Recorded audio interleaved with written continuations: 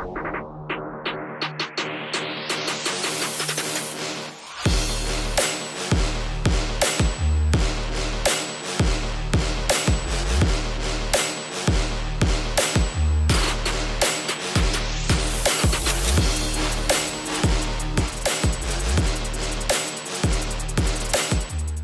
back to WOH Hospitality Podcast. I'm your host Swapnil, and we have with us Mr. Sumith Marwah, who is founder of I2I Hospitality Experience Design. Yes, please. We would like to understand from you, sir. This is a different concept that I have get to hear from you. So, do you design experiences, or what exactly is your consultancy or your organization does? Yeah, hi Swapnil. Thank you for having me here. For us, hospitality experience design is a very holistic way of designing an entire experience for our clients who want to get into the hospitality sector. Because in today's world, it's the experience that matters the most. It's not only about products and services, it's about solutions and experiences. Absolutely. So we are moving from products and services to solutions and experiences and giving them a kind of a roadmap to be able to give them what the customer experience will be like. And based on what they and us then jointly want the customer experience to be, then the solutions and experiences are designed accordingly. Great. So we do backward integration in such a way that the experience to the customer, and customer is God, whichever field in hospitality that you look at, from hotels to resorts to restaurants to maybe even cloud kitchen offerings, it is the final experience is what matters in today's world. And that's what we do. It's a really amazing thing, but one connecting question I have is experience is, first of all, an abstract term in my understanding. Second is experience is very subjective. So what kind of experience that you would have going to a restaurant? Same restaurant, if I step in, maybe I would come with different experience. So how do you solidify or consolidate these expectations from a larger audience, and how do you consult your clients in terms of designing that experience that they are catering to their particular audience? That's a very fair question. See, typically a prospective person who wants to get into the industry comes with a certain set of ideas that he has.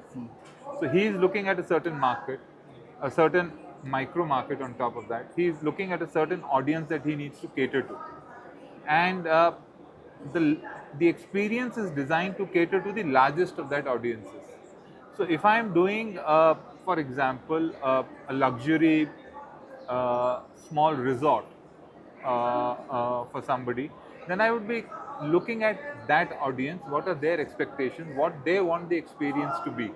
And in consultation with them, and of course, data being a very, very important part of this whole process, we do a consolidated approach in such a way that which is your major audience, and we design the experience for them, okay, with few changes that here and there. So what we design as an audience for maybe a luxury resort project which is sustainable would be very different than what we would design for maybe a QSR cloud kitchen concept, which is maybe catering to the Gen Z.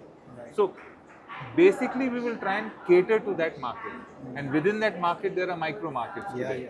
And that's what we do. And as you're also a person, let's say, who lives in Bangalore, and you would realize that there are so many micro markets within Bangalore. Right, absolutely. So that's what we do in everything. We try and consolidate who is going to be a major customer, what his expectation of an experience would be, and how much of that we can fulfill.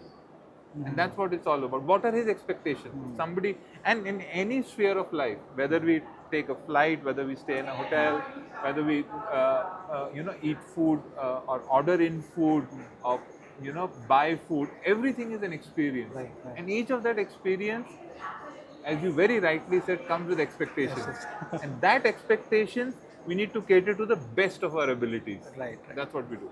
So wonderfully put in. What I have to ask you now is that there are two set of business policies that restaurants or chains do go with. Let's say there are QSRs like McDonald's, or talk about Domino's. So they have stapled franchisee model. They do have a similar template that they follow through. Other one is experiential restaurants. Like let's say there was a restaurant called Koila in back there in Pune. It was a slow cooked food. Or there was Yana barbecue that was there. Or you can have there is something like that Chokhi Dhani, which is going to give them experience which is of that culture. There are kind of boutique restaurants are coming in. So as a consultant, there is if you see about the chains of restaurants, it's standardization. When you go for the boutique ones, it's a customization. So how do you counterfeit this balance of standardization and customization while designing the experience for those? I don't think so. There is any doubt in our mind. Each of them is a different category in Yeah, itself. yeah. So when somebody is talking about a QSR, there are experts, that are available in the standardization process and that. So they're looking at scale. When you're looking at scale, standardization is paramount.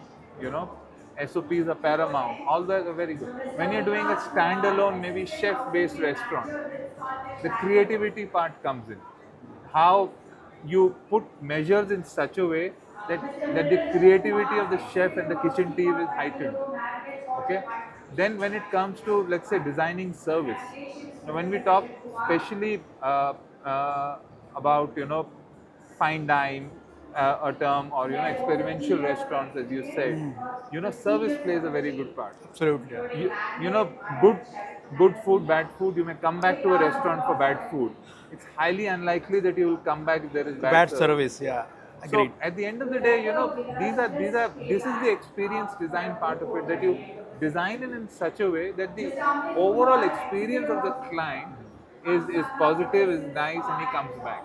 And that's what I think the business going forward is to have repeat clientele. Yes, sir. Wonderfully put. In my way of understanding, you are actually changing the perception about your clients through giving a wonderful experiential design to them, and that's a wonderful way of solving an important issue, and it will definitely help them groom further better way. We're very customer Yeah. focused in that way. Thank both you ways. so much, sir, for your words of wisdom. It was really enriching experience for us as a hospitality show, and it was wonderful to have you here. Pleasure. It was a You are wonderful also- show. Also, I must compliment all of you guys to having such a wonderful, well-organized show. Thank you, sir.